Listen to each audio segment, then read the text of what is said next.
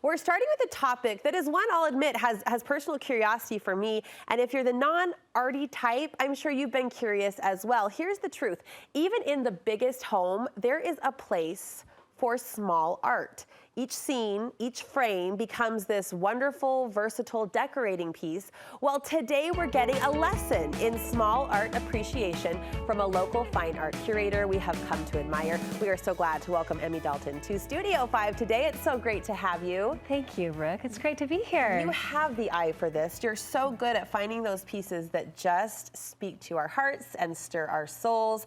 And this is a passion point for you. It is. It's an accidental business that I fell into and love doing. But it's also something that has been a passion of mine throughout my entire life, from the time that my mom used to hang small pieces of cardboard from the National Gallery that represented other paintings in our kitchen. She just taped those to the cabinets up until I became a homeowner and started to try and find affordable ways to put beautiful things in my own home. Yeah, beautiful art helps make a house a home, as they say. And I'm curious to know, what is the magic, Emi, of these smaller art pieces, in your opinion? Well, I think the magic of the small art is that it is, for a homeowner, it's affordable. It's something that you don't have to plan for years in order to purchase. You might have to cut back on your food budget or your dining, your eating out. But a lot of these pieces are under, some are under $100, most all are under $500 that are here on display today. And some people might say small art, small impact, but do you think even a small piece of art can pull a room together? I do. I've seen it multiple times over, where just something little on a prominent wall will make a difference, or even a small piece in a really special place, whether it's a powder room or on a mantle, whether it's in a stairway or an entryway. And you talked about the affordability. There's also versatility, right? These pieces can play, as you were mentioning, in a lot of different spaces of the home. Yes, because you can put them on a gallery wall and pair them with collected objects that you've curated over years, or you can place them on a table or on a bookshelf, right by your bed, in places where you may be able to notice them more than someone as a guest coming into your home. But that's the meaningful part of it, is you're decorating for yourself rather than for someone that's coming to your home. It's a gift for you. It's a gift for your home. And I have to think, we joke about that silly phrase, devil's in the details. I think the beauty can be in the detail too, right? These smaller pieces seem to really communicate or give a lovely stage to detail. Yes, there's a few pieces here. This is one where it's 2 by 3 inches.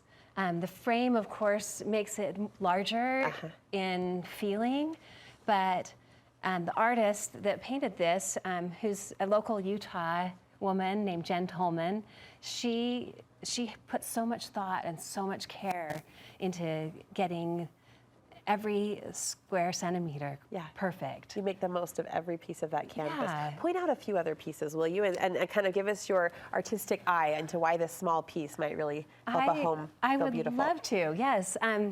Well, let's see, if we just start, maybe right here. This is a piece that clients will often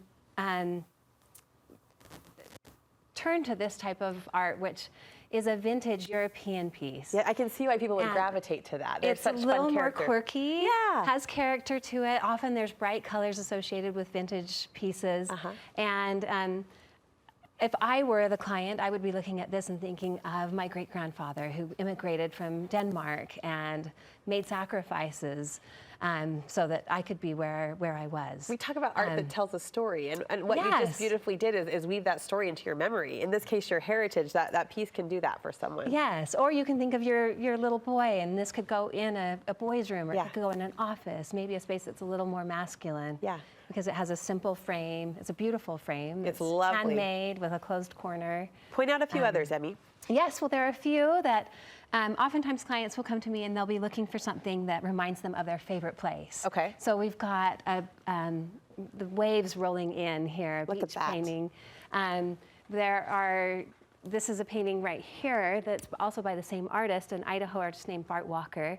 And it represents, again, just, being at your favorite lake or that hike that you took where you were able to see a glorious scene. And then this is a painting by a Russian artist that I work with. And it portrays, that beautiful cabin home that you maybe hope to have, or that experience that you had by a lake with a canoe. So. You told my producer you're seeing some Western themes come forward in fine art too. Yes, yeah. There's just being here in the West, there often is a desire to have cowboys and mountains and the things that surround us. I think we do like to bring the outdoors in. Always, yeah. And we can't necessarily do that with open windows or,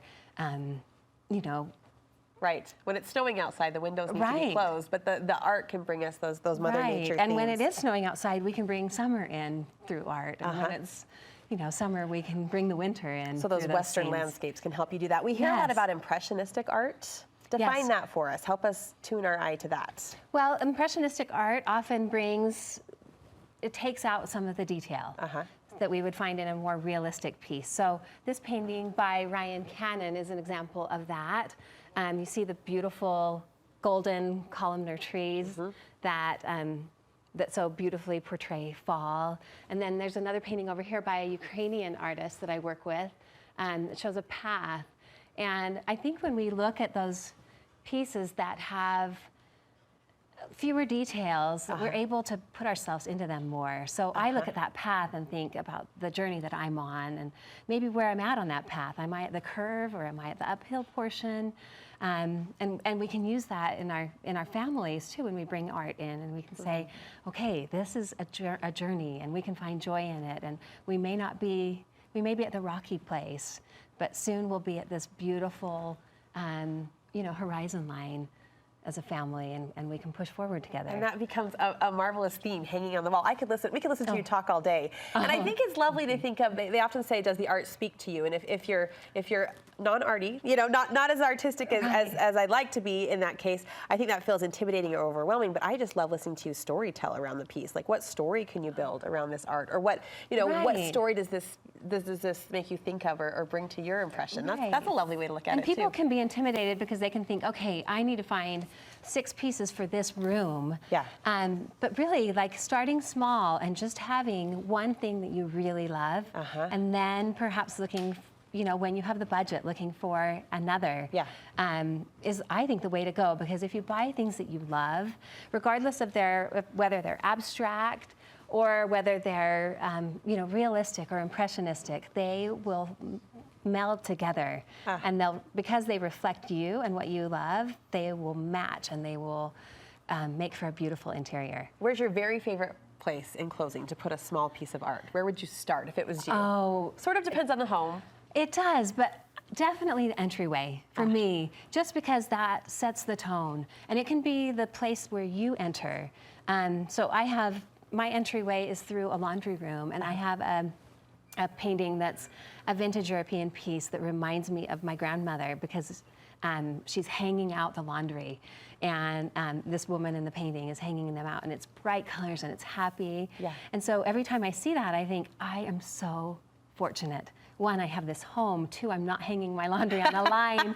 3, I'm surrounded by bright and beautiful things, and I have so much to build on because of the sacrifices of my grandmother. You have elevated our day with your storytelling and with your lovely eye. So thank you for helping us see it as you do. It's fun to be here. Where can we see more of your collections? Well, this is just something that I'm starting. I've done this for a couple of years, so I have an Instagram at Emi Co. Okay. And then I'm building a website, which should be up soon, at Emi Co Art. And my name's spelled EMI. EMI, so Emi Co, come back and help us to see the world and art through your beautiful lens. I would love to. Nothing I love to speak about more. Thank you, Emi. Thank you so much.